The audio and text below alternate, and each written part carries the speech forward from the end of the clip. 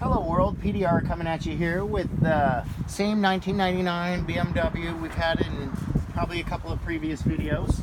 We've got a little dent here on the fender. It's cold out here, not too cold, it's windy and cold. I'm gonna sneak in underneath this right here and I'm gonna check access with my number one. Yeah, please excuse the outside noise, it is kind of windy. I'm going to use my orange tool for this one. Sneak in here and basically use my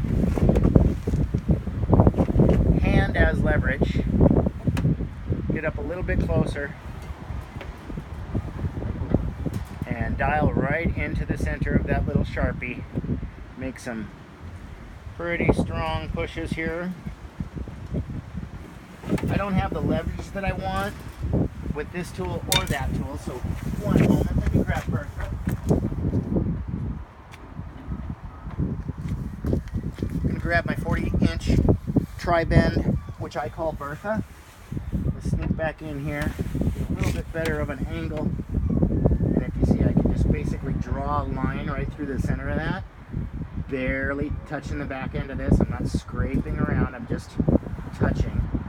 And now let's make some pushes. And at this point is when I say, I sure do appreciate y'all clicking on this video, I really do. If you would, hit that subscribe button, it really helps out the channel. This dent is almost gonzo. Let's make another nice little push. Gosh, guys, let's get a tighter angle on that one. I see there's another little tiny dent on the other door, but we're not going to worry about that. That dent came out real nice. I'd probably say that was about an 8 or 9 pusher. So once again, thanks for sticking with me through this one. Hit that like on the way out if you would. Other than that, this has been PDR and I'm out. Peace.